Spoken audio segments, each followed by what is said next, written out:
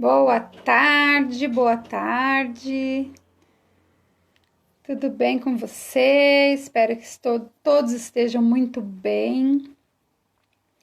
Difícil esse período que a gente está passando, né? Todo mundo isolado, todo mundo preocupado, como vai indo as atividades da escola, se volta, se não volta. Tá bem difícil.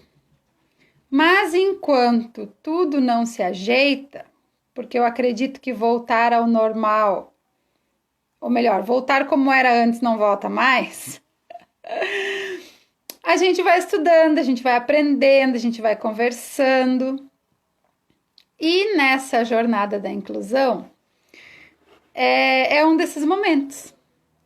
É um momento da gente conversar, é um momento da gente pensar, parar e refletir um pouquinho sobre as nossas práticas. Essa jornada vai ser composta de 30 dias de lives diárias às 17h07. E cada dia é um tema diferente. Inclusive, se você quiser solicitar um tema, pedir que a gente converse sobre um determinado assunto, pode me deixar no privado, que várias pessoas já me pediram, eu já coloquei aqui na lista do no meu caderninho aqui, na minha lista de conteúdo. E o tema de hoje, ele vem a pedido de uma prof. E ele está ligado ao papel do diagnóstico. Qual é a função do diagnóstico? Por que nós precisamos ter o diagnóstico?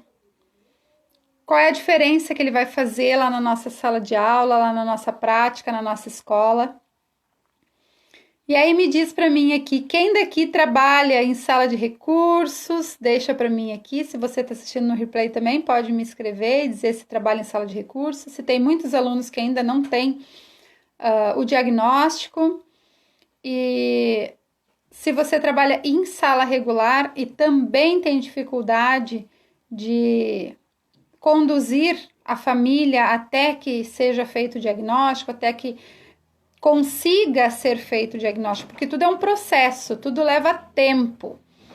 E a gente sabe que na maioria dos lugares não é todo mundo que tem recurso para ir buscar esse diagnóstico, para pagar médico, para pagar as testagens, as avaliações, e acabam dependendo do sistema público, do sistema do SUS, né? Do sistema de saúde. E a gente também sabe que esse sistema de saúde é mais ou menos assim, a gente faz o melhor que pode com as condições que a gente tem. E a saúde também é assim, então muitas vezes demora demais, demora para a família aceitar, demora para conseguir consulta, demora para o pediatra encaminhar para o neurologista, e quando a gente vê, passou o ano inteiro, passou um ano letivo, 2 anos letivos, e a gente ainda não tem o diagnóstico dessa criança. Mas a gente percebe a dificuldade, a gente sabe que alguma coisa diferente tem. O professor, de repente, da educação especial já até fez algumas avaliações e percebeu também, mas a gente não tem o diagnóstico. E aí? Qual é o papel do diagnóstico? Se a gente analisa o papel do diagnóstico, a função do diagnóstico, ela é muito importante, mas para nós como professores, para nós sabermos realmente o que o nosso aluno tem, para a gente ter um papel que diga, tá aqui, o diagnóstico é esse, mas ele serve para nós compreendermos algumas questões, compreendermos algumas dificuldades, compreendermos porquê de determinados comportamentos. E o diagnóstico não vai ter função nenhuma se, ao receber esse diagnóstico, nós não procurarmos conhecer as especificidades dessa deficiência. Então, quando a gente recebe esse diagnóstico, a gente precisa conhecer. Mas o diagnóstico não vai pautar a nossa prática. Nós não vamos buscar atividades para autistas, nós não vamos buscar atividades para deficientes intelectuais, nós não vamos buscar atividades para surdos, Nós vamos buscar atividades e buscar práticas para um aluno. E esse aluno tem algumas especificidades. Então, eu tenho um aluno que é deficiente intelectual. Eu não posso buscar atividade para deficiente intelectual lá nas minhas planilhas, lá nos meus livros, lá no livro didático, lá na internet. Eu não posso digitar lá atividades para alunos com deficiência intelectual. Por quê? Porque eu preciso buscar atividades que tenham intencionalidade. E a intencionalidade é para desenvolver alguma habilidade que essa criança ainda não desenvolveu. Então, o meu aluno deficiente intelectual tem uma dificuldade, tem a habilidade de vamos ver, consciência fonológica. Ele não tem essa habilidade bem desenvolvida. E dentro da consciência fonológica tem várias questões que a gente precisa desenvolver. Então, eu vou buscar atividades de consciência fonológica. O meu aluno não desenvolveu habilidade de coordenação motora fina. Então, eu vou buscar atividades que dentro do meu planejamento eu posso flexibilizar e posso colocar de apoio pensando na coordenação motora fina. Daí vocês vão perguntar, Dani, mas o diagnóstico não é importante? Claro que o diagnóstico é importante. É muito importante. Mas para nós conhecermos as especificidades, compreendermos algumas questões, mas não para pautar o nosso trabalho.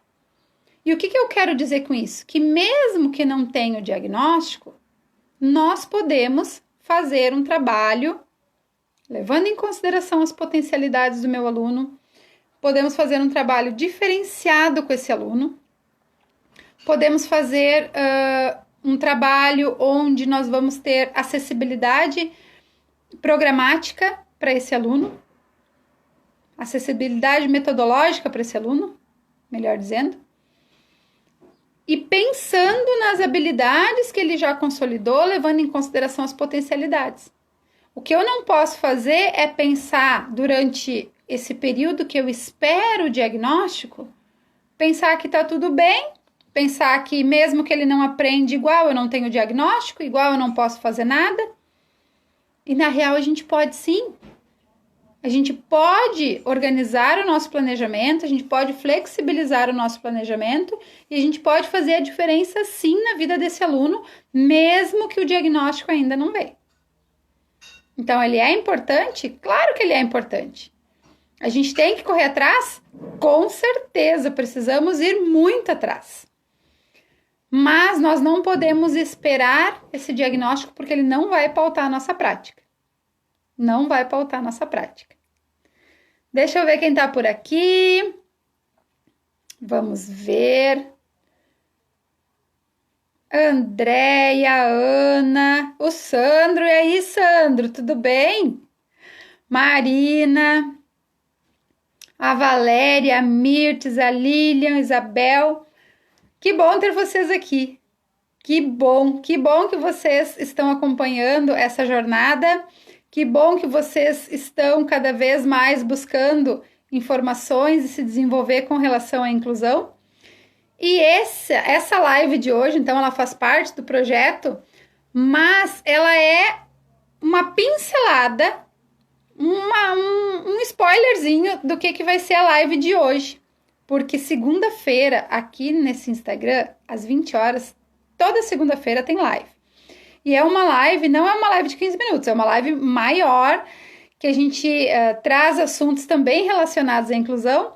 E o tema de hoje da nossa live é como incluir alunos sem diagnóstico.